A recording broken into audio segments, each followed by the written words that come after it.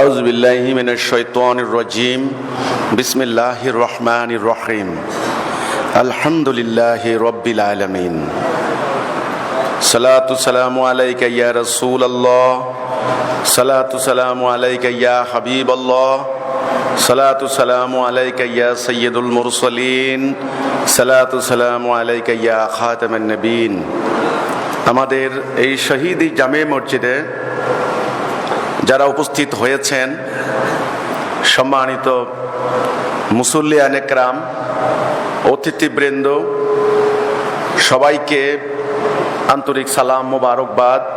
সালামু আলাইকুম ওয়া রাহমাতুল্লাহি ওয়া বারাকাতুহু। পবিত্র কোরআনে একটা সূরা আছে, সূরা জুমআ, একত্রিত হওয়া। ইয়াহুদিরা শনিবারে, নাসারা মানে খ্রিস্টানরা রবিবারে, আর মুসলমানরা মোমেনরা একত্রিত হচ্ছেন শুক্রবারে। শুক্রবার আল্লাহ সুবহানাহু ওয়া তাআলা আমাদের জন্য এই জুমাবার ঠিক করে দিয়েছেন। এই জুমার উদ্দেশ্য কি, আকীদা কি? আমি সর্বপ্রথম আমার আজকের আলোচনায় এই কথাটাই বলবো, আমলের আগে, ইমানের আগে দরকার হচ্ছে আকীদা। 5 ওয়াক্ত নামাজ পড়বে মোমেনরা। কারা? মোমেনরা। দৈনিক 5 বার নামাজ পড়বে মোমেনরা। আল্লাহ সুবহানাহু ওয়া তাআলা কোরআনে বলছেন মোমেনদেরকে, ইয়া আইয়ুহাল্লাযীনা আমানুস্তাঈনু বিস-সাবরি ওয়াস-সালাহ ইন্নাল্লাহা মা'আস-সাবিরিন। হে মোমেনগণ, সালাহ এবং সবরের মাধ্যমে আল্লাহ সাহায্য কামনা করেন। ইয়া আইয়ুহাল্লাযীনা আমানু কুতিবা আলাইকুমুস সিয়াম কামা কুতিবা আলাল্লাযীনা মিন ক্বাবলিকুম লাআল্লাকুম তাত্তাকুন। হে মুমিনগণ, তোমাদের জন্য রোজা ফরজ করে দিলাম। রোজা তো না, সওম ফরজ করে দিলাম, আর তোমরা যেন তাকওয়া অবলম্বন করতে পারো। তাইলে নামাজ রোজা কার জন্য? মুমিনের জন্য। যে মুমিন তিনি নামাজ পড়বেন। মুমিনরা সপ্তাহে একদিন একত্রিত হবে। এই মুমিনদের হুকুমদাতা কে? আল্লাহ। এই মুমিনরা কার কথার উপর ঈমান এনেছেন? কোন কথার ভিত্তিতে? লা ইলাহা ইল্লাল্লাহ মুহাম্মাদুর রাসূলুল্লাহ সাল্লাল্লাহু আলাইহি ওয়াসাল্লাম। আমরা আল্লাহর হুকুম বিধান ছাড়া আমরা কারো হুকুম বিধান মানব না। আমাদের নবী হযরত মুহাম্মদ মুস্তাফা আহমদ মুস্তাফা সাল্লাল্লাহু আলাইহি ওয়াসাল্লাম। এই হচ্ছে কালেমা তাওহীদ, ঈমান। এই মুমিনরা সপ্তাহে একদিন একত্রিত হবেন একটা নির্দিষ্ট জায়গায়। এটার নাম জমা, একত্রিত হওয়া। মুমিনদের যিনি ইমাম, তিনি আজকে খুতবা দিবেন মুমিনদের উদ্দেশ্যে। খুতবা, বক্তব্য, খতিব, বক্তা, তিনি বক্তব্য দিবেন। এই বক্তব্যের মধ্যে আল্লাহর প্রশংসা থাকবে, নবী করিম সাল্লাল্লাহু আলাইহি সাল্লামের প্রতি দরুদ সালাম থাকবে, নবীর পরিবারের প্রতি, সাহাবা ইজমাইনদের প্রতি, মুহাজির আনসারদের প্রতি সালাম থাকবে, মুমিন মুমিনাদের প্রতি সালাম থাকবে। এবং গুরুত্বপূর্ণ যে অংশটা থাকবে সেটা হচ্ছে মুমিনদের সমাজে চলমান সমস্যা নিয়ে, সংকট নিয়ে মুমিনরা কথা বলবে। ইমাম কথা বলবেন, আদেশ দিবেন, নিষেধ করবেন। এই হচ্ছে খুতবা। আল্লাহ রাসূল খুতবা দিয়েছেন আরবিতে, কারণ তিনি আরব। তিনি কথা বলেছেন আরবিতে। ওনার মাতৃভাষা কি ছিল? আরবি। সেজন্য তিনি বক্তব্য দিয়েছেন আরবিতে। তা আমরাও সুন্নত পালনার্থে আমরাও আরবিতে খুতবা দেব, তাই না? কিন্তু আমাদের বাংলা ভাষাভাষী মানুষকে বোঝার জন্য, আল্লাহর হুকুম আহকাম জানার জন্য, বোঝার জন্য আমরা বাংলায়, আমাদের মাতৃভাষায়, প্রয়োজনে আঞ্চলিক ভাষায় আমরা কিছু কথা বলতে পারি। এটাও খুতবার অন্তর্ভুক্ত হবে। এই জুমার দিনের আল্লাহ রাব্বুল আলামিনের হুকুম কি? আল্লাহ বলছেন, হে মুমিনগণ, যখন সালাতের আহ্বান করা হয় তোমরা আল্লাহর স্মরণে ধাবিত হও, বেচাকিনা বন্ধ করো। সালাত সমাপ্ত হলে তোমরা জমিনে ছড়িয়ে পড়ো, আল্লাহর অনুগ্রহ অনুসন্ধান করো। আছে না কোরআন? সূরা জুমা। বেচা কিনা বন্ধ করো। বেচা কিনা বন্ধ করার কথা কেন বলা হচ্ছে?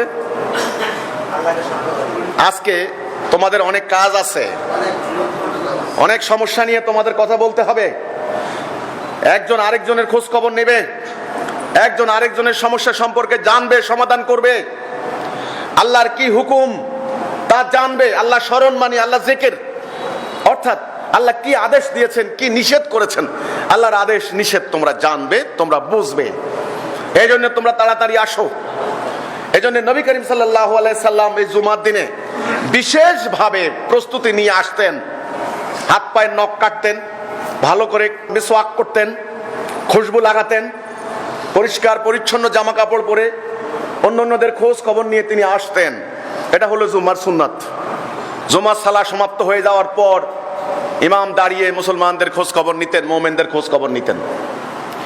এই হচ্ছে জুমা। কাজেই এই আকীদা আমাদেরকে প্রথমে জানতে হবে।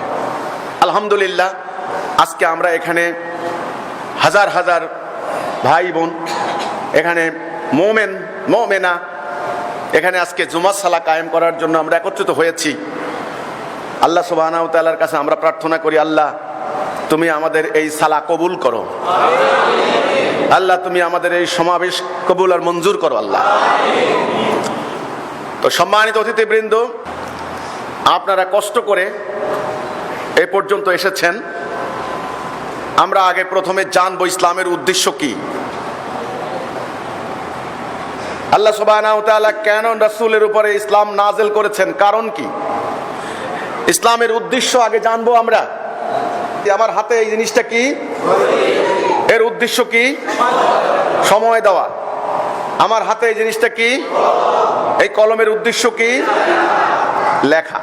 তাহলে উদ্দেশ্য কি এই জানার নাম আকীদা। কথা পরিষ্কার হলো?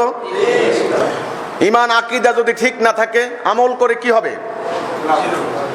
আপনাদেরকে আল্লাহ সুবহানাহু ওয়া তাআলা জ্ঞান দিয়েছেন, আপনারা জ্ঞান খরচ করবেন। আপনাদেরকে আল্লাহ সুবহানাহু ওয়া তাআলা দৃষ্টি দিয়েছেন, আপনারা দৃষ্টি খুলে দেখবেন, কান খাড়া করে শুনবেন। হৃদয় দিয়েছেন, হৃদয় দিয়ে উপলব্ধি করবেন। আল্লাহ সুবহানাহু ওয়া তাআলা সূরা বনী ইসরাইল 36 নম্বর আয়াত আল্লাহ বলেছেন, যেই সম্পর্কে তোমার কোনো জ্ঞান নাই তুমি এর অনুসরণ করো না, নিশ্চয়ই তোমাকে তোমার শ্রবণ শক্তি, তোমার দৃষ্টি শক্তি সম্পর্কে প্রশ্ন করা হবে। কাজেই আগে জানুন, আগে দেখুন, আগে বুঝুন। কারণ মিথ্যা গুজব রটিয়ে যেই জায়গায় বসে আজকে আমরা জুমার সালাহ কায়েম করছি, জুমার দিনে এই জায়গাকে হামলা করে ভাঙচুর করা হয়েছে, দুইটা ভাইকে শহীদ করা হয়েছে, সমগ্র বাড়িঘর আগুন দিয়ে জ্বালিয়ে দিয়েছে, মিথ্যা কথা বলে অপপ্রচার চালিয়েছে যে আমরা নাকি খ্রিস্টান হয়ে গিয়েছি।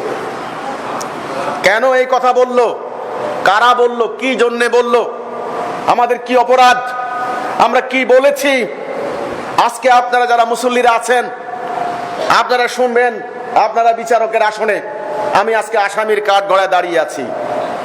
আমার বক্তব্য শোনার পর, আমার খুতবা শোনার পর রায় আপনারা দেবেন আমি কোন অন্যায় করেছি, কোন অন্যায্য কথা বলেছি, কোন খারাপ কাজটা করেছি, যেই কারণে আমার বাড়িতে হামলা করা হলো, আমার ভাইদেরকে জবাই করা হলো, আমার সম্পত্তি লুট করা হলো, আমার ঘর বাড়ি আগুন দিয়ে জ্বালিয়ে দেওয়া হলো। আমার কি ন্যায়সঙ্গত কথা বলার অধিকার নাই? বাংলাদেশ একটি স্বাধীন সার্বভৌম শাসনতান্ত্রিক রাষ্ট্র। এখানে আমার কথা বলার অধিকার, আমার ধর্ম পালনের অধিকার, আমার মসজিদ নির্মাণের অধিকার আছে, আমার চাষবাস করার অধিকার। আমি যদি কোনো অন্যায় না করি, আমি যদি সমাজে বিশৃঙ্খলা সৃষ্টি না করি, আমি যদি আল্লাহর কিতাব পরিপন্থী কোনো কাজ না করি, তোমাদের কথার সঙ্গে মিলবে না, তোমাদের আকীদার সঙ্গে মিলবে না, তোমাদের অন্ধত্বের সঙ্গে মিলবে না বলে আমাকে হামলা করবে, আমাকে খ্রিস্টান আখ্যা দেবে, আমাকে কাফের বলবে, আমাকে ইসলামের শত্রু বলে প্রচার চালাবে, এই অধিকার তোমাদেরকে কেউ দেয়নি। আমার কথাগুলি মনোযোগ দিয়ে শুনুন।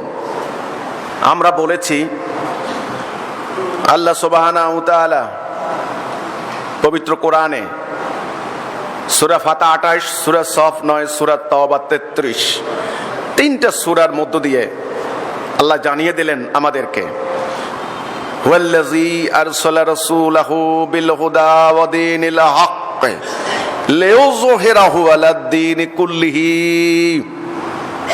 তিনি আল্লাহ যিনি আপন রাসূলকে পাঠিয়েছেন হেদায়া এবং সত্য দ্বীন দিয়ে, যেন অন্য অন্য সমস্ত দ্বীনের উপরে এটাকে বিজয়ী করে, গালেব করে, জাহের করে। তাহলে দ্বীন কে পাঠিয়েছেন?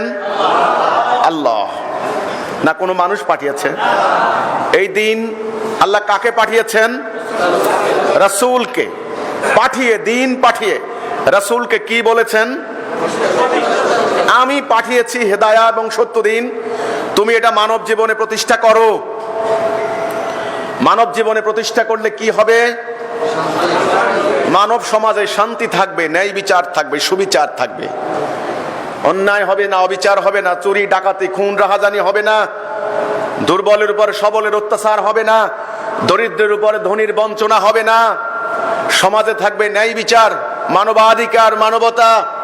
মানুষ দরজা খুলে ঘুমাবে, একা একটা মেয়ে মানুষ হেঁটে যাবে, স্বর্ণ অলংকার পরিহিত অবস্থায় কোনো ভয় থাকবে না। এমন একটি সমাজের নাম মুসলমান সমাজ, ইসলামের সমাজ। এই সমাজ প্রতিষ্ঠা করার জন্যই নবী করিম সাল্লাল্লাহু আলাইহি সাল্লামের আগমন হয়েছে। মানুষ আল্লাহর খলিফা। কার খলিফা?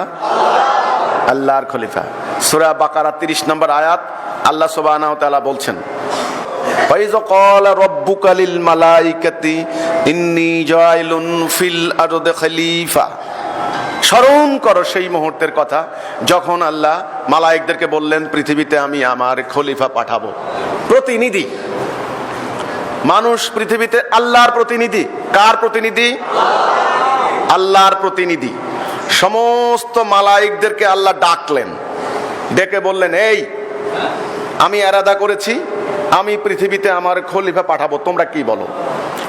মালায়েকরা বলল, বারেলাহি, তোমার প্রশংসা কীর্তন করার জন্য তো আমরাই যথেষ্ট। এমন সৃষ্টি করবেন যারা পৃথিবীতে ফাসাদ ওয়া সাফাকুদ্দিমা করবে। আল্লাহ বললেন, আমি জানি তোমরা জানো। আল্লাহ সুবহানাহু ওয়া তাআলা বানালেন নিজ হাতে ঠনঠনা মাটি, আটালো যুক্ত মাটি দিয়ে বাবা আদমকে বানালেন। বানিয়ে আল্লাহ তখন মালায়েকদেরকে বললেন যে আমি যখন এর ভেতরে আমার রূহ ফুঁকে দেব, তোমরা সবাই মিলে সেজদা করবে। এই আলোচনা বুঝতে হবে। তখন মানব জীবনের মূল সংকটটা কোথায়, তখন আপনারা পরিষ্কার বুঝে ফেলবেন। আসল এই দ্বন্দ্ব সংঘাত কেন, ন্যায় অন্যায়ের এই লড়াই কেন, পৃথিবীর সৃষ্টি থেকে কিয়ামত পর্যন্ত সত্য মিথ্যার এই দ্বন্দ্ব কেন, কোথায়? আশা করি বুঝবেন এই আলোচনাটুকু বোঝার পর। যখন আল্লাহ সুবহানাহু ওয়া তাআলা রূহ ফুঁকে দিলেন, আদম আল্লাহর খলিফা হয়ে গেলেন। সবাইকে বললেন সেজদা করো, সবাই সেজদা করলো, ইবলিস সেজদা করলো। আবা ওয়াস্তাকবারা ওয়া কানা মিনাল কাফিরিন, ইবলিস কাফের হয়ে গেল। আল্লাহ বললেন, এই ইবলিস, তুই সেজদা করলি না কেন? যাকে আমি নিজ হাতে বানালাম, হ্যাঁ, তুই তাকে সেজদা করলি না কেন? ইবলিস বললে, ও হচ্ছে মাটি, আমি হচ্ছে আগুন। তখন আল্লাহ বললেন, ও অহংকার করে এখানে থাকতে পারবে না, এখান থেকে নামিয়া যাও। যেটা আমরা বলি, আউযু বিল্লাহি মিনাশ শাইতানির রাজিম, আউযু বিল্লাহি মিনাশ শাইতানির রাজিম। এর রাজিম মানে হলো বিতাড়িত, বহিষ্কৃত। আল্লাহ সুবহানাহু ওয়া তাআলা বিতাড়িত করে দিলেন ইবলিসকে। ইবলিস বলে, আল্লাহ, তুমি যার কারণে আমাকে হীনগ্রস্ত করলে, আমাকে অবকাশ দাও, আমি প্রমাণ দেব এই তোমার পথে থাকবে না। আল্লাহ বললেন, যা, তোকে কিয়ামত পর্যন্ত সুযোগ দিলাম, যা। ইবলিস কিয়ামত পর্যন্ত হায়াত নিয়ে আসলো। একই আলোচনা আমি বারবার করছি, একই আলোচনা আমি শতবার বলেছি। এটা এতটাই গুরুত্বপূর্ণ। এই গোড়ার আকীদা, গোড়ার কথাটুকু কোথাও আলোচনা করা হচ্ছে না, কোনো মাহফিলে আলোচনা করা হচ্ছে না। এই জন্য আমি আমার প্রত্যেকটা আলোচনায় এটাকে আমি বাধ্যতামূলক আমি করে থাকি। এই আলোচনা আপনাদেরকে বুঝতেই হবে। ইবলিসকে সুযোগ দিয়ে দেওয়া হলো কিয়ামত পর্যন্ত। ইবলিস বলে, তুমি দেখবে তোমার দেওয়া সিরাতুল মুস্তাকিমের ডানে বামে সামনে পেছনে আমি উট পেতে বসে থাকবো, ওখান থেকে আমি অ্যাম্বুশ করে নিয়ে যাব। আল্লাহ বললেন, যা, তুই যাদেরকে নিতে পারবি তাদেরকে শুদ্ধ আমি জাহান্নাম পূর্ণ করব, যা। তবে আমার মুখলেস বান্দাদের উপর তোর কোনো হাত নাই। আমাদেরকে সৃষ্টি করলেন কে? আল্লাহ। কি হিসাবে? খলিফা হিসাবে। তাহলে আমার কাজ কি হবে? এই পৃথিবীতে আল্লাহর খেলাফত করা, নাকি ইবলিসের খেলাফত করা? আমি যেন আল্লাহর খেলাফত করতে না পারি, আমাকে যে কারণে বানানো হয়েছে, আমি যেন আল্লাহর হুকুম মানতে না পারি, আমি যেন আল্লাহর আনুগত্য করতে না পারি, এই জন্য শত্রু হিসেবে দাঁড় করানো হয়েছে কাকে? ইবলিস। আমরা হলাম আদম হাওয়ার সন্তান, আমরা হলাম বনি আদম। আমরা হলাম কি? বনি আদম, আদম সন্তান। বাবা থেকে মাকে বানানো হলো। আগে ছিলেন একজন বাবা, মাকে বানানোর পরে দুইজন হয়ে গেলেন, বাবা মা দুইজন। দুইজনকে বললেন এই জান্নাতে থাকো, তবে একটা আমার নিষেধ, ওই গাছের নিকট যাবে না, তবে তোমরা জালেম হয়ে যাবে। শয়তান তাদেরকে ভুলিয়ে দিলেন, তারা তওবা করলেন, রব্বানা জালামনা আনফুসানা ওয়া ইল্লাম তাগফির লানা ওয়া তারহামনা লানাকুনান্না মিনাল খাসিরিন। আল্লাহ রাব্বুল আলামিন, নিজেদের নফসের প্রতি জুলুম করেছি আল্লাহ, আল্লাহ আমাদেরকে ক্ষমা করে দাও, আল্লাহ আমাদেরকে মাফ করে দাও, তা না হলে আমরা তো আল্লাহ ধ্বংস হয়ে যাব। আল্লাহ বললেন, ঠিক আছে, তবে তুমি আর তোমার স্ত্রী এখানে আর থাকতে পারবে না, এখান থেকে নামিয়া যাও। কোথায় নামিয়ে আসলাম? দুনিয়াতে। ফিল আরদ, চলে আসলাম দুনিয়াতে।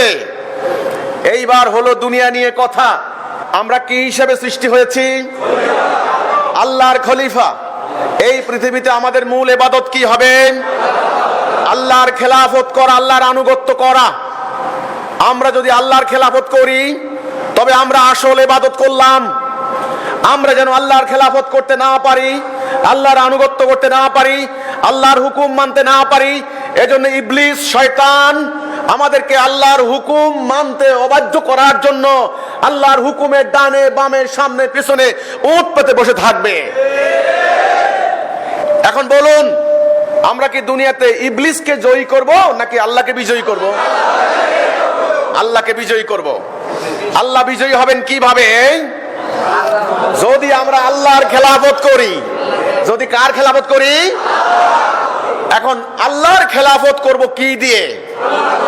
আল্লাহর হুকুম দিয়ে। এই আল্লাহর হুকুমটার অঙ্গীকারটার নামই হচ্ছে লা ইলাহা ইল্লাল্লাহ, লা ইলাহা ইল্লাল্লাহ, লা ইলাহা ইল্লাল্লাহ। এই যে লা ইলাহা ইল্লাল্লাহ মানেই হচ্ছে বান্দার সঙ্গে আল্লাহর একটা অঙ্গীকার। আল্লাহ, তোমার হুকুম ছাড়া কারো হুকুম বিধান আমরা মানব না, এই অঙ্গীকার। বাবা আদম আলাইহিস সালামের কলেমা এটাই ছিল, লা ইলাহা ইল্লাল্লাহ আদম সফিউল্লাহ, লা ইলাহা ইল্লাল্লাহ মুসা কালিমুল্লাহ, লা ইলাহা ইল্লাল্লাহ ইব্রাহিম খলিলুল্লাহ, লা ইলাহা ইল্লাল্লাহ মুহাম্মাদুর রাসূলুল্লাহ। এই আসলে এই কলেমাটা হচ্ছে আল্লাহর খেলাফত করার অঙ্গীকার। আমরা তো দুনিয়াতে চলে আসলাম বাবা মা দুইজন, আর ওনাদের সন্তান সন্ততি তখন কিন্তু হয় নাই। এখন তো 800 কোটি আমরা ভাই বোন। এই পরিচয় ভুলিয়ে দিয়েছে কিন্তু ইবলিস। সাদা কালো তামাটে, লম্বা খাটো বেটে, মরু অঞ্চলের মেরু অঞ্চলের, আরবি আজমি, ভারতীয় জাপানি বাঙালি, পুরো মানব জাতি কয় জাতি? এক জাতি ভাই বোন।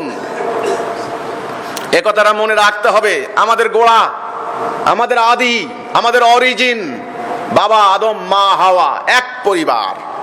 কয় পরিবার? এক পরিবার। একথা ভুললে চলবে না কিন্তু। এই কথা মনে করিয়ে দেওয়াই নবী রাসূলদের কাজ ছিল। আজকে ভাইয়ে ভাইয়ে দ্বন্দ্ব, পাড়ায় পাড়ায় সংঘাত, দুর্বল মানুষকে আজকে নিশ্চিহ্ন করা হচ্ছে, দরিদ্র মানুষের উপরে স্টিম রোলার চালানো হচ্ছে, শাসিতের উপরে অত্যাচার করা হচ্ছে, নারীদের উপরে জুলুম করা হচ্ছে। এর কারণ ইবলিস। ইবলিস এই কথা ভুলিয়ে দিয়েছে যে তোমরা ভাই বোন। যদি এটা মনে থাকে আমাদের, এক ভাই কোটি কোটি টাকার মালিক, আরেক ভাই রাস্তায় না খেয়ে মারা যায়, এটা হতে পারে? এটা হতে পারে? আমেরিকা উড়ে গিয়ে জাপানে হিরোশিমা নাগাসাকিতে অ্যাটম বোমা নিক্ষেপ করলো, মুহূর্তের মধ্যে লক্ষ লক্ষ মানুষ জ্বলে পুড়ে ছাই হয়ে গেল। তাদের যদি মনে থাকতো যে এরা তো আমাদেরই ভাই, এই কাজটা করতে পারে? করেছে। ইবলিস ভুলিয়ে দিয়েছে। এই জন্য বাবা আদম মা হাওয়া দুনিয়াতে আসলেন, টেনশনে পড়ে গেলেন বাবা আদম মা হাওয়া, আমাদের দুনিয়ার জীবন কেমনে কাটবে। গোড়ায় আল্লাহ বলে দিলেন কিছু কালের জন্য তোমরা ওখানে বংশবৃদ্ধি করো, কিছু কালের জন্য, নট পার্মানেন্ট। তোমাদের জীবিকা রইল। এই দুনিয়ার জীবন আমাদের পরীক্ষা ক্ষেত্র। কি? আমাদের পরীক্ষা ক্ষেত্র, পরীক্ষার জায়গা। সাবধান, এই দুনিয়াকে পার্মানেন্ট বাড়ি মনে করবেন না। দুনিয়া পরীক্ষার জায়গা। এই দুনিয়াকে সুন্দর করলে পরকাল সুন্দর হবে। রব্বানা আতিনা ফিদ দুনিয়া হাসানাতাও ওয়া ফিল আখিরাতি হাসানাতাও ওয়া কিনা আযাবান নার। আল্লাহর কাছে আমরা প্রার্থনা করার জন্য আল্লাহ আমাদেরকে দোয়া শিখিয়ে দিয়েছেন। আল্লাহ রাব্বুল আলামিন আমাদের দুনিয়ার জীবনকে সুন্দর করো আল্লাহ, তারপরে পরকালের জীবন। আগে দুনিয়ার জীবন। আর দুনিয়া মাজরাতুল আখিরা, দুনিয়া হলো আখিরাতের শস্য ক্ষেত্র। এই দুনিয়া পার্মানেন্ট বাড়ি নয়। আপনার জমির মধ্যে আপনি ধান লাগাচ্ছেন, ধান যদি ভালো মতে সার দেন, বীজ দেন, গোবর দেন, রোদে পুড়ে বৃষ্টিতে ভিজে আপনি যদি পরিশ্রম করেন, ধান হলে গোলায় তুলে সারা বছর বসে বসে বাচ্চা কাচ্চা নিয়ে আপনি খাওয়া দাওয়া করবেন। কিন্তু ওই ক্ষেতের মধ্যে আপনি থাকার জায়গা নয়, এটা হলো ফসল উৎপাদনের জায়গা। এই দুনিয়াটা হলো আমল করার জায়গা। দুনিয়াটা হচ্ছে আল্লাহর খেলাফত করার জায়গা। দুনিয়াটা হচ্ছে আল্লাহর হুকুম বাস্তবায়নের জায়গা। আল্লাহ যেই জন্য আমাদেরকে পাঠিয়েছেন সেইটা করা। কিন্তু আমাদের আনন্দের জায়গা, আমাদের ভোগের জায়গা, আমাদের খুশির জায়গা, আমাদের পার্মানেন্ট বাড়ি, আমাদের চিরস্থায়ী ঠিকানা কোথায়? জান্নাতে। আল্লাহ কোরআনে বললেন ইয়া আদাম উসকুন আনতা ওয়া যাওজুকাল জান্নাতা। এই জান্নাতে থাকো তুমি আর তোমার বউ। তাইলে আমাদের বাবা মার বাড়ি তো আমাদের বাড়ি নাকি? এই দুনিয়ার জীবনে এসে তিনি টেনশনে পড়ে গেলেন বাবা আদম মা হাওয়া, কেমনে জীবন যাবে। তখন বাবা আদমকে আল্লাহ সুবহানাহু ওয়া তাআলা আশ্বাস বাণী শোনালেন, ফাইম্মা ইয়াতিয়ান্নাকুম মিন্নি হুদা ফামান তাবিআ হুদায়া ফালা খাউফুন আলাইহিম ওয়ালা হুম ইয়াহজানুন। আমি হেদায়া দেব। হে আদম, চিন্তা করো না, টেনশন করো না। যারা আমার হেদায়ার ইতায়া করবে, আমার পথ অনুসরণ করবে, তাদের কোনো ভয় নাই, তাদের কোনো চিন্তা নাই। আমি প্রশ্ন করতে চাই, সে হেদায়াটা কি? লা ইলাহা ইল্লাল্লাহ। এই হেদায়া। আমরা যদি এই হুকুমের মধ্যে থাকতে পারি তবে আমাদের কোনো ভয় নাই। কিসের ভয় নাই? জাহান্নামের ভয় নাই, এবং দুনিয়াতে ভাইয়ে ভাইয়ে দ্বন্দ্ব সংঘাতের ভয় নাই। দরজা খুলে চলে যাবেন, আরেক ভাই আপনার সম্পত্তি পাহারা দিবে, তসরুফ করবে না। আপনার মেয়ের ইজ্জত হেফাজত করবে, ইজ্জত ধ্বংস করবে না। এই হচ্ছে ভয় নাই।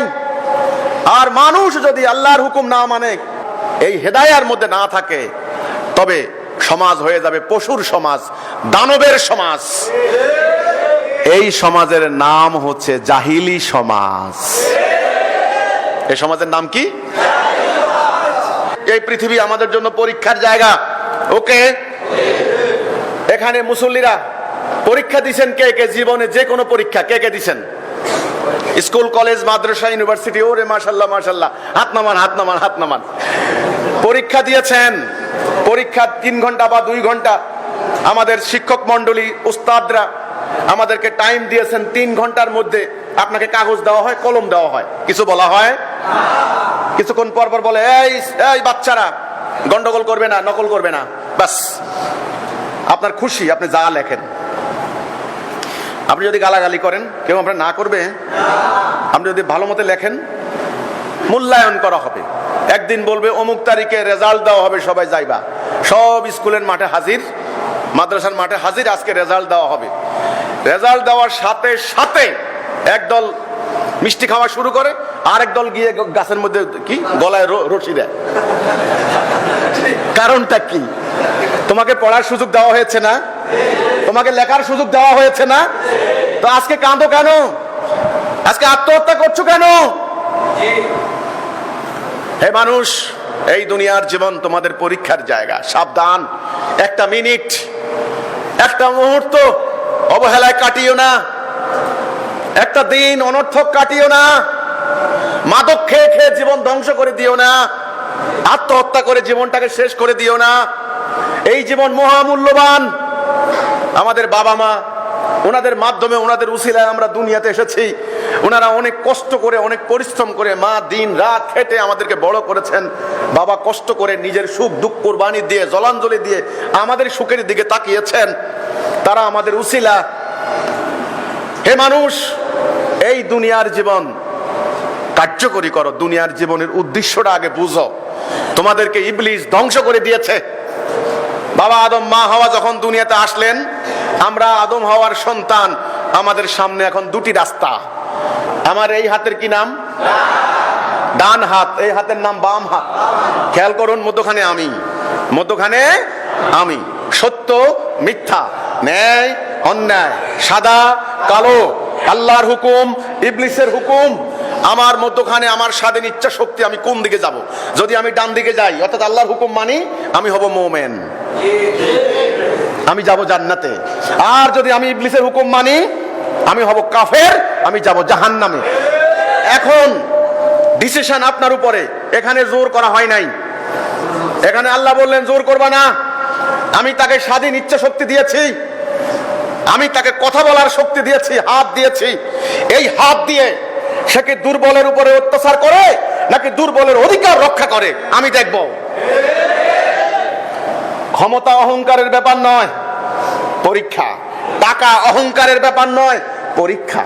যৌবন অহংকারের ব্যাপার নয়, পরীক্ষা। রূপ সৌন্দর্য অহংকারের ব্যাপার নয়, পরীক্ষা। আল্লাহ দেখবেন তুমি ডান দিকে ব্যয় করো নাকি বাম দিকে ব্যয় করো। তারপরে এক প্রস্ত সাদা কাপড় জড়িয়ে, মিনহা খালাকনাকুম ওয়া ফিহা নুঈদুকুম মিনহা নুখরিজুকুম তাহারাতান নুখরা বলে দেওয়া হবে। বাস, সবাইকে এই দোয়া পড়তে পড়তে দেওয়া হয়। রাজা, উজির, প্রেসিডেন্ট, প্রধানমন্ত্রী, রিকশাওয়ালা, কোনো পার্থক্য আছে? বাস, পরীক্ষার পালা শেষ, সব এক কাতারে। আদম সন্তান কার হুকুম মানবে দুনিয়াতে? এই আদম সন্তান যেন আল্লাহর হুকুম মানে, এই অঙ্গীকার নামাটা নামই হচ্ছে তাওহীদ, লা ইলাহা ইল্লাল্লাহ। আমাদের নবী করিম সাল্লাল্লাহু আলাইহি সাল্লাম এই ডাকটাই দিলেন। তিনি যেই সমাজে আসলেন, ওই সমাজের নাম কি? জাহিলি সমাজ। অন্যায়, অবিচার, জুলুম, রক্তপাত, ঘরে ঘরে মাদক।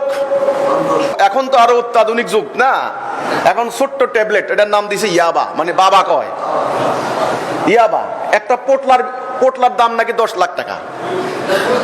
গাঁজা, হেরোইন, আরো কত কিছু, আমি নামও জানি না এগুলির, কত নাম। হায় রে হায়। মাদক, আরব সমাজে ঘরে ঘরে ছিল মাদক। দাস ব্যবসা, দাস। মানুষকে কোমরে রশি দিয়ে, গলায় দড়ি দিয়ে, পায়ে বেড়ি দিয়ে মানুষকে বাজার থেকে কিনে আনতো গরু বকরির মতো। মানুষকে গরু বকরির মতো। হযরত বেলালের কথা শুনেন নাই? এই হযরত বেলালকে কিনে আনা হয়েছিল, ওনার বাড়ি ইয়েমেন এলাকায় ছিল। দাস ব্যবসা, ঘরে ঘরে দাসত্ব। নারীদের কোনো সম্মান নাই, জীবন্ত মেয়ে মানুষ কবর দিত। কোনো বিচার নাই, লুটতরাজ, দিনের বেলায় ডাকাতি, খুন, রাহাজানি, কারো কথা কেউ শুনে না। অভাব, দারিদ্র, অশ্লীল বাক্য, অশ্লীল কথা, অশ্লীল বক্তব্য, গীবত, হানাহানি, এই ছিল আরব সমাজ। এটার নাম। মানুষ তো পশু নয়, মানুষ তো আল্লাহর খলিফা। মানুষের এই অবস্থা কেন? মানুষের সমাজে এত অন্যায়, এত অবিচার কেন? এই অশান্তি দেখে রাহমাতাল লিল আলামিনের হৃদয় বিগলিত হলো। তিনি অস্বস্তি বোধ করতে লাগলেন, তার হৃদয় অশান্ত হয়ে গেল, তার মন আনছান করতে লাগলো। তিনি ভাবতে লাগলেন, এই সমাজের পরিবর্তন কি সম্ভব নয়? কোন পথে পরিবর্তন সম্ভব? মানুষ কি তাহলে এইভাবে ধ্বংস হয়ে যাবে? এইভাবে মানুষকে বিনাশ করে দেবে? আল্লাহ, এর কি মুক্তির কোনো পথ নাই? তিনি ভাবতে লাগলেন একান্তে নিরিবিলি হেরা গুহায়। তখন আম্মা খাদিজার সঙ্গে ওনার বিয়ে হয়েছিল।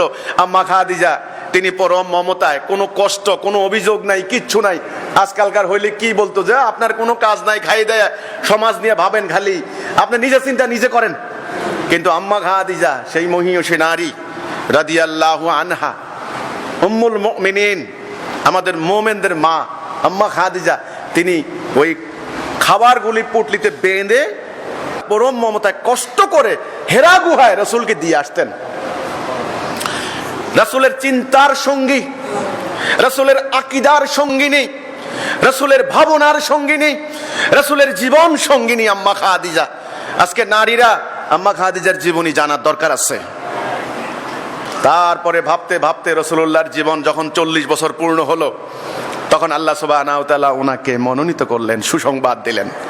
জিবরাইল আমিন এসে আবির্ভূত হলেন রাসূলের সামনে। রাসূল তো ভয় পেয়ে গেলেন। প্রথম আয়াত, ইকরা বিইসমি রাব্বিকাল্লাযী খালাক, পড়ুন আপনার প্রভুর নামে। উনি বলছেন আমি তো পড়তে পারি না। আবার বলছে পড়ুন, উনি বলছেন আমি তো পড়তে পারি না। 3 বার বলার পরে ওনাকে আলিঙ্গন করলেন, উনি বুঝতে লাগলেন, পড়তে লাগলেন, জানতে লাগলেন। সেখান থেকে বেরিয়ে এসে তিনি একদিন চাদর কম্বল দিয়ে ঘুমিয়ে আসেন। এত সহজ কথা নয়, অনেক কথা আছে। ওনার জ্বর উঠে গেল। আম্মা খাদিজা বললেন, কি হয়েছে আপনার, আপনি কাঁপছেন কেন? বলছেন আমি কি দেখলাম, কি পেলাম, কি শুনলাম। বলছে বলুন কি হয়েছে। আম্মা খাদিজার কাছে বলার পরে বলছেন আপনি ভয় পাবেন না, এ খারাপ কিছু নয়।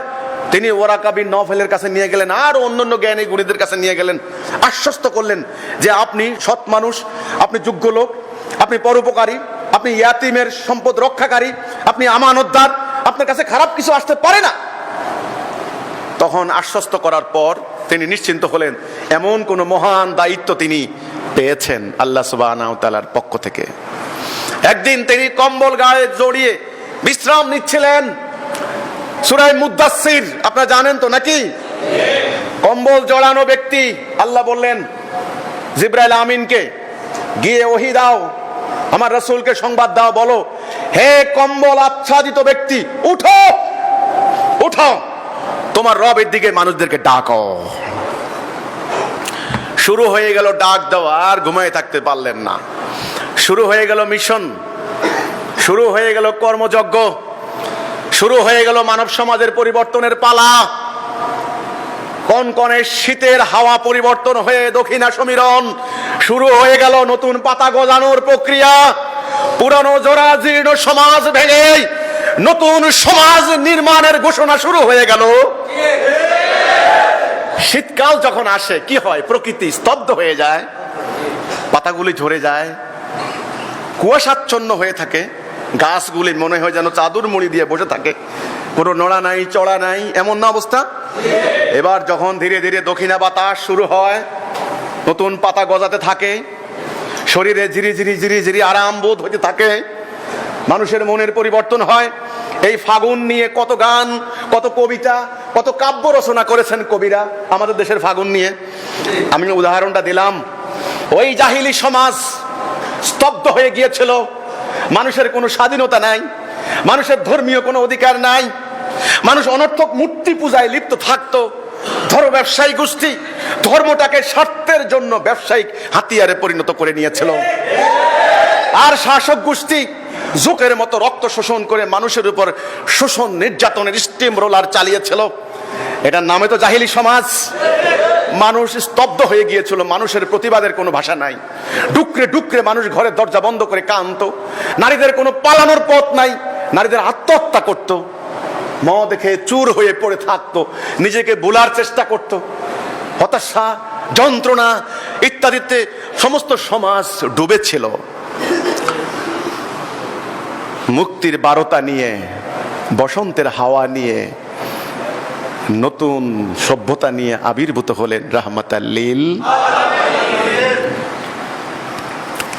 তিনি দাঁড়িয়ে তৎকালীন নিয়ম মোতাবেক এই বনু অমুক, এই বনু অমুক, এই বনু অমুক, এই বনু অমুক, এই কুরাইশ, এই বনু হাসিম, এই বনু অমুক, সবাইকে ডাকলেন,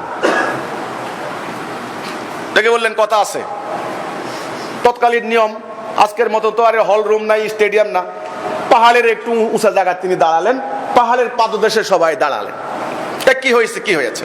বলছে সবাই মোহাম্মদ ডাকতেছে, নিশ্চয়ই কোনো খবর আছে, ও তো খারাপ কাজের দিকে কখনো ডাকে নাই। তিনি বললেন আমি যদি বলি পাহাড়ের পিছনে একদল শত্রু আছে, তোমাদেরকে হামলা করবে, তোমরা কি বিশ্বাস করবে না? তারা বলল যে হ্যাঁ বিশ্বাস করবো, তুমি আলামিন আসাদিক, তোমার কথা অবিশ্বাস তো করিনি আমরা কখনো।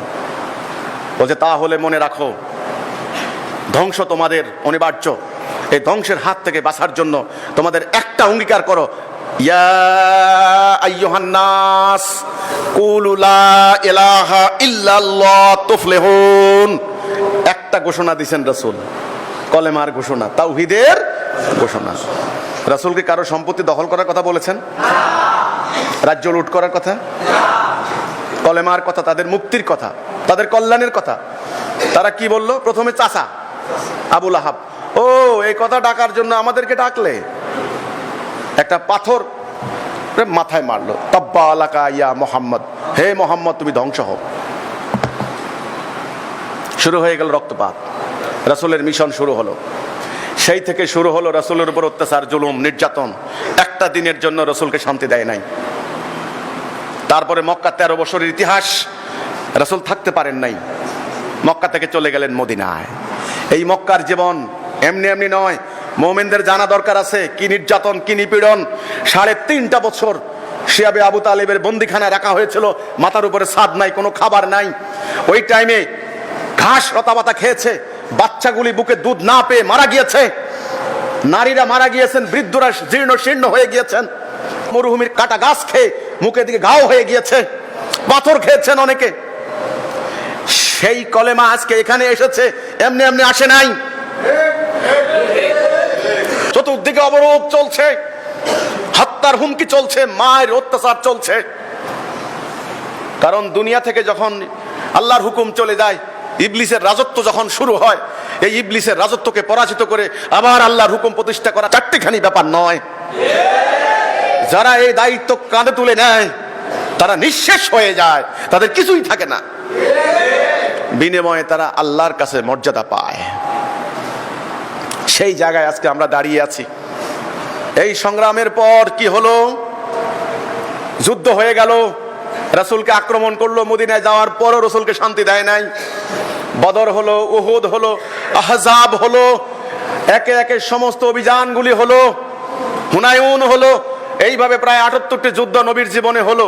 আচ্ছা বলুন তো, নবী যুদ্ধগুলি করেছেন কি সম্পত্তির জন্য, রাজ্য দখল করার জন্য, টাকা পয়সা জমা করার জন্য, ক্ষমতা, মানবাধিকার, মানুষের অধিকার, জাহিলি সমাজ নির্মূল করে ইসলামের সমাজ ফিরিয়ে আনার জন্য, মানুষ যেন আল্লাহর দাসত্ব করে, মানুষ যেন ইবলিসকে প্রত্যাখ্যান করে, মানুষ যেন আল্লাহর আনুগত্য করে, মানুষ যেন আল্লাহর খেলাফত করে, যেন অভাব দারিদ্র দূর হয়, মানুষে মানুষে যেন দ্বন্দ্ব সংঘাত হানাহানি দূর হয়। এই প্রতিষ্ঠা করার জন্য রাসূল এসেছেন। এই প্রতিষ্ঠাটা তিনি কি দিয়ে করলেন? এই কোরআন দিয়ে। ধীরে ধীরে এই কিতাব নাযিল হয়েছে ওনার উপরে। এই কিতাবের উদ্দেশ্য কি? এই কিতাব দিয়ে কি করা হবে? আজকে আমি আকীদা নিয়ে এইটুকুই বলতে চাই। রাসূলের একটা হাদিস, রাসূল বললেন সময় আসবে ইসলাম শুধু নাম থাকবে, কোরআন শুধু অক্ষর থাকবে। মসজিদগুলি হবে লোকে লোকারণ্য, সেখানে হেদায়া থাকবে না, কোরআন শুধু অক্ষর থাকবে। অক্ষর, আজকে অক্ষর মুখস্থ করা হচ্ছে, অক্ষর তাফসীর করা হচ্ছে, অক্ষরের ব্যাখ্যা করা হচ্ছে, ওয়াজ করা হচ্ছে, প্রতি বছর ওয়াজ করে করে বান্ডেলে বান্ডেলে টাকা কামাই করা হচ্ছে। কিন্তু এই কিতাব কোরআনুল কারীম, কোরআনুল মাজিদ, এই বিধান এই সমাজে কার্যকরী হচ্ছে? এর হুকুম মোতাবেক, এর শিক্ষা মোতাবেক মুসলমানদের জীবন চলছে। রাসূল বলেছেন অক্ষর থাকবে, ঠিকই অক্ষর আছে, অক্ষর কেউ পাল্টাইতে পারে নাই। কোরআনের একটা অক্ষর, একটা বর্ণ, একটা হরফ কেউ পরিবর্তন করতে পারে নাই, পারবে না ইনশাআল্লাহ। কিন্তু এটা কেন, এই কলমটা কেন? আমি যদি না লিখি বানানোর কোনো অর্থ আছে? এই কোরআনটা কেন? এটা সমাজে কার্যকরী করে, মানব জীবনে প্রতিষ্ঠা করে, মানবতার সাম্য, মানবাধিকার প্রতিষ্ঠা করা, ইবলিসের চ্যালেঞ্জে আল্লাহকে বিজয়ী করা, আল্লাহর খেলাফত করা, ওইটাই যদি না হয় তাহলে এর রহমত, এর বরকত থেকে আমরা বঞ্চিত হলাম না? ব্যাস, আমাদের জীবন চলে যাচ্ছে, এর রহমত, এর বরকত থেকে আমরা বঞ্চিত হচ্ছি।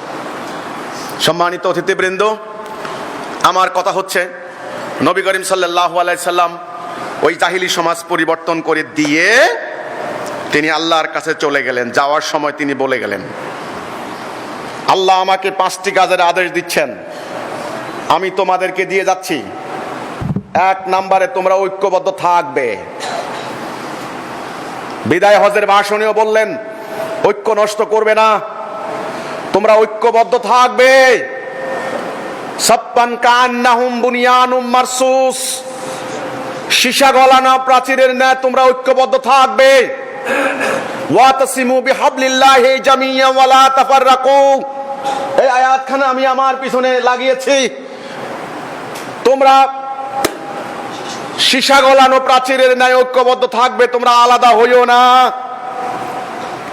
তোমাদের আল্লাহ এক, তোমাদের রাসূল এক, তোমাদের কিতাব এক, তোমরা আল্লাহর হুকুম মানবে, তোমরা ঐক্যবদ্ধ থাকবে, তোমরা হানাহানি করে নিজেরা কুফর করো না। 1 নাম্বার। 2 নাম্বার, তোমাদের নেতার আদেশ শুনবে। 3 নাম্বার, তোমরা নেতার আদেশ অক্ষরে অক্ষরে পালন করবে। তোমাদের আল্লাহ এক, রাসূল এক, তোমাদের নেতা একজন, তোমাদের জাতি হবে একটা, তোমাদের নেতার আদেশ মানবে, তোমরা হিজরত করবে, জান মাল দিয়ে আল্লাহর রাস্তায় জিহাদ করবে দিন প্রতিষ্ঠা করার জন্য। এই 5 দফা কর্মসূচি থেকে যে আঘাত সরে গেল, তাদের গলা থেকে ইসলামের রশি খুলে গেল। নামাজ পড়লেও রোজা রাখলেও জাহান্নামে জ্বালানি পাথর। আল্লাহ রাসূল বলেছেন, আমার কথা নয়, কার কথা? মুহতারাম হাজিরিন, আমি তাহলে প্রশ্ন রাখতে চাই, এই কর্মসূচির মধ্যে আমরা আছি? ঐক্য আছে আমাদের মধ্যে? হাজার হাজার পীর, এক এক পীরের এক এক তরিকা, হাজার হাজার মৌলবী, এক এক মৌলবীর এক এক দল, হাজার হাজার মতবাদ, শিয়া মারে সুন্নিরে, সুন্নি মারে শিয়ারে। মধ্যপ্রাচ্যে গত 1000 বছর এই হালাকু খান থেকে শুরু করে হালাকু খান এই ধ্বংসযজ্ঞ চালিয়েছে। গোড়া ইতিহাস ঘেটে দেখেন, শিয়া সুন্নি দ্বন্দ্ব। বুশ, প্রেসিডেন্ট বুশরা বাপ বেটা আয়েশা ধ্বংস করে দিল, গোড়ায় শিয়া সুন্নি দ্বন্দ্ব। আজকে পুরো মধ্যপ্রাচ্যে আগুন জ্বলছে শিয়া সুন্নি দ্বন্দ্ব। মুসলমান সবাই বলে আমি ঠিক, ওই খারাপ, ওই কাফের, আমি ঠিক।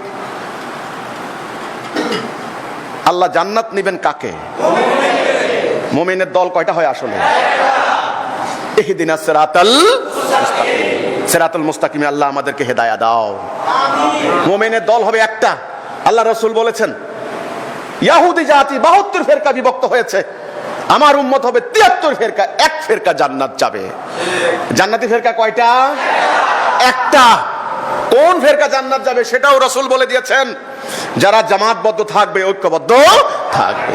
আল্লাহ রাসূল যেই তরিকার মধ্যে ছিলেন, যারা ওইটার মধ্যে থাকবে, তারাই হচ্ছে জান্নাতি ফেরকা। আমরা এখন আসি ঐক্যের মধ্যে? নাই। আমাদের নেতা আছে? নাই। কার কথা কে শুনবে? এক এক আলেম এক এক ধরনের মত দিচ্ছেন, কারো কথা কেউ শুনছেন না। নাই ঐক্য, নাই আনুগত্য, নাই জিহাদ, জিহাদের নামে হচ্ছে সন্ত্রাস, কিচ্ছু নাই, কর্মসূচি নাই। তাহলে 5 দফা নাই, আমরা 5 দফা থেকে আউট। মাইটটা কেন খাচ্ছি বুঝেন। আরেকটা হাদিস রাসূল বলছেন, বুনিয়াল ইসলামে আলা খামসিন, ইসলামের বুনিয়াদ কয়টা? 5টা। 1 নাম্বারটা কি? লা ইলাহা ইল্লাল্লাহ, আল্লাহর হুকুম ছাড়া কারো হুকুম মানবো না, এটা 1 নাম্বার। 2 নাম্বারে হচ্ছে সালাত, 3 নাম্বারে হচ্ছে যাকাত, 4 নম্বরে হজ, 5 নম্বরে সাওম। ঈমান আর আমল, ঈমান আর আমল। যার ঈমান নাই তার আমলের কোনো মূল্য নাই। আগে ঈমান না আগে আমল? আগে ঈমান।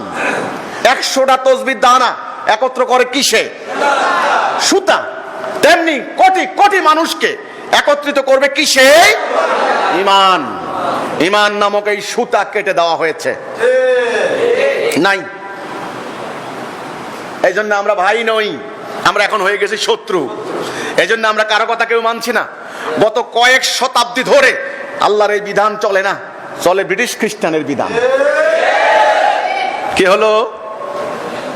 আসি মুসলমান, আসি মোমেন। তো তাহলে আমার কথা এবার মিলাই, নবী এবং নবীর সাহাবা ইকরাম, ওনাদের সঙ্গে আমাদের মিলাই, দেখবেন মিলবে না। ওনারা ছিলেন সেরা জাতি, আমরা হলাম নিকৃষ্ট। ওনাদের সমাজে ছিল আল্লাহর হুকুম, আমাদের চলে মানুষের হুকুম। ওনারা ছিলেন এক জাতি, আমরা নিজেরা হানাহানিতে লিপ্ত। ওনারা করতেন শাহাদাতের জন্য পাগল পারা, আর আমরা হচ্ছি আমি মারা গেলে আব্বার কবরের পাশে আমারে কবর দিও। এটা কোন মুমিনের ওসিয়ত? মুমিনের ওসিয়ত ছিল এটা। সারা জীবন সংগ্রাম করলাম রাসূলুল্লাহর সঙ্গে থেকে, শাহাদাত নসিব হইল না। এখন মনে হয়, মানে রাসূল তখন চলে গেছেন, জিহাদ শুরু হয়ে গেছে। আবু বকর উমরের সময় বলছেন, দোস্তরা, বন্ধুরা, আমার মনে হয় আমি শেষ পর্যন্ত আর বাঁচব না। শুনলাম যদি তোমাদের জিহাদের অভিযান শুরু হয়, আমি যদি মারা যাই আমার লাশটা নিয়ে যাবা, যে ময়দানে তোমরা লড়াই করবা সেখানে আমাকে দাফন করবে। হাসরের দিন অন্তত আমি একথা বলে উঠতে পারবো যে আল্লাহ সুবহানাহু ওয়া তাআলা তোমার মোমেনরা যে ময়দানে লড়াই করেছে সেখান থেকে আমি আজকে উঠেছি। এই ছিল মোমেনের জীবন। প্রতিটা মোমেন আল্লাহর কাছে দোয়া করতেন, আল্লাহ বিছানায় পড়ে যেন মৃত্যু না বরণ করি, আল্লাহ আমাদের শাহাদাত কবুল করো আল্লাহ। এই শাহাদাত কেন, এই বাসনা কেন, এই কামনা কেন ছিল? কারণ দিন প্রতিষ্ঠা। ওনাদের কাছে দিনের আকীদা পরিষ্কার ছিল, পরিষ্কার ছিল। ওনারা জানতেন নবীর উম্মত হওয়ার অর্থ হচ্ছে এই মানুষের মুক্তি না হলে নবীর উম্মত দাবি করার কোনো মানে নাই। আর মানুষের মুক্তি হবে একমাত্র আল্লাহ তাওহীদ প্রতিষ্ঠা হলে পরে। বলুন, আজকে মুসল্লিদের এই আকীদা আছে? নাই। আমি আপনাদেরকে এই কথাটাই বলতে চাচ্ছি, আমরা চেষ্টা করছি হারিয়ে যাওয়া সেই প্রকৃত আকীদা আবারও পুনঃপ্রতিষ্ঠা করতে, হারিয়ে যাওয়া সেই কর্মসূচি আবারও আমরা নিজেদের জীবনে ধারণ করতে, হারিয়ে যাওয়া সেই ভ্রাতৃত্ব আবার ফিরিয়ে আনতে, হারিয়ে যাওয়া সেই ঐক্য আবার পুনঃস্থাপন করতে, আল্লাহর বিধান মানব জীবনে প্রতিষ্ঠা করতে। আমরা চাই পুরো মানব জাতি হবে এক জাতি, পুরো মানব জাতি আল্লাহর দাসত্ব করবে, পুরো মানব জাতি আল্লাহর হুকুম মানবে, পুরো মানব জাতি ন্যায় বিচার সুবিচারের মধ্যে থাকবে। আমাদের বিরুদ্ধে একটা গোষ্ঠী অপপ্রচার চালাচ্ছে আমরা নাকি ইসলামের বিরুদ্ধে দাঁড়িয়েছি। লানাতাল্লাহি আলাল কাযিবিন, মিথ্যাবাদীদের উপর আল্লাহ লানত পড়বে। যেসব কথা আমরা বলি নাই, যেটা আমাদের আকীদা নয়, যেটা আমাদের বিশ্বাস নয়, যারা জোর করে আমাদের উপর চাপিয়ে দিয়ে দিয়ে আমরা যেটা বলি নাই সেটা টুইস্ট করে করে আমাদের বই থেকে এক লাইন আধা লাইন এক টুকরা নিজেদের মন মতে কথা মিশিয়ে হ্যান্ডবিল তৈরি করে তারা সমাজে বিশৃঙ্খলা সৃষ্টি করছে। লানাতাল্লাহি আলাল কাযিবিন, মিথ্যাবাদীদের উপর আল্লাহ লানত পড়বে। সম্মানিত অতিথিবৃন্দ, এই হলো আমাদের কর্মসূচি, এই হলো আমাদের লক্ষ্য, এই হলো আমাদের আকীদা। আমরা চাই মুমিন হিসেবে বাঁচতে, আমরা চাই উম্মতে মুহাম্মদী হিসেবে হাসরের দিন আল্লাহর সামনে দণ্ডায়মান হতে, আমরা চাই মুসলিম হিসেবে মানব জীবনে মাথা উঁচু করে দাঁড়াইতে। পৃথিবীতে আমাদের আর কিছু চাওয়ার নাই, কিছু পাওয়ার নাই। আমাদের এই সংগ্রাম মানবতার কল্যাণে, কোনো অর্থ চাই না, কোনো অর্থের বিনিময় নয়, শুধু মানুষের কল্যাণে, আর কিচ্ছু নয়। আমি আল্লাহর খলিফা, এটাই প্রমাণ দিতে চাই। আল্লাহ, দুনিয়াতে তোমার খেলাফত করেছি। এখন যদি আমাদেরকে হত্যা করা হয়, কিছু করার নাই। যদি আমাদেরকে গালি দেওয়া হয়, কিছু করার নাই। আমরা চেষ্টা করব প্রতিরোধ করতে। আর যদি মৃত্যু হাতে লেখা থাকে, আলহামদুলিল্লাহ, হাসরের দিন আল্লাহ দেখবেন আমরা কি করেছি। তাই আপনারা আমাদের সম্পর্কে জানবেন, কোনো ধরনের মিথ্যা প্রচারণায়, প্রোপাগান্ডায় প্রভাবিত হবেন না। তাদেরকে বলবেন তোমরা দেখে আসো, শুনে আসো। আমরা সাধারণ মানুষ, আমাদের ভুল হতে পারে, ভুল নিয়েই তো মানুষ। কোনো মানুষ আছে ভুলের ঊর্ধ্বে? নবী রাসূলদেরকে আল্লাহ ভুলের ঊর্ধ্বে নিয়ে গিয়েছেন। আমরা মানুষ, সাধারণ মানুষ, আমরা নবীর উম্মত। আমাদের গুনাহ, আমাদের মিস্টেক, আমাদের ভুল হতেই পারে। আমরা আস্তে আস্তে তওবা করব, নিজেদেরকে সংশোধন করে নেব। কিন্তু সারা জীবন কি জাহিলি সমাজে পড়ে থাকবো? সারা জীবন কি অন্ধকারে থাকবো? আলোর মধ্যে আমরা যাব না? আমরা যেন আলোর মধ্যে যেতে পারি, আমরা যেন আল্লাহর ইতাআত করতে পারি, আমরা আল্লাহর কাছে প্রার্থনা করব। আর আমরা আল্লাহর কাছে দোয়া করব, রব্বানা জালামনা আনফুসানা ওয়া ইল্লাম তাগফির লানা ওয়া তারহামনা লানাকুনান্না মিনাল খাসিরিন। রব্বানা আতিনা ফিদ দুনিয়া হাসানাতাও ওয়া ফিল আখিরাতি হাসানাতাও ওয়া কিনা আযাবান নার। রব্বানা ফাগফির লানা যুনুবানা ওয়া কাফির আন্না সাইয়্যাতিনা ওয়া তাওফানা মা'আল আবরার। রব্বির হামহুমা কামা রব্বায়ানি সগীরা। রব্বির হামহুমা কামা রব্বায়ানি সগীরা। আমরা আল্লাহর কাছে দোয়া করব, রব্বানা লা তুযিগ কুলুবানা বা'দা ইয হাদাইতানা ওয়া হাব লানা মিন লাদুনকা রাহমাতান ইন্নাকা আনতাল ওয়াহ্হাব। আল্লাহ, আমাদেরকে হেদায়াত দিয়েছো আল্লাহ, মৃত্যু পর্যন্ত আমাদেরকে এই পথে অটল রাখো আল্লাহ। আমরা আল্লাহর কাছে দোয়া করব। আল্লাহ হাফেজ, সালামু আলাইকুম।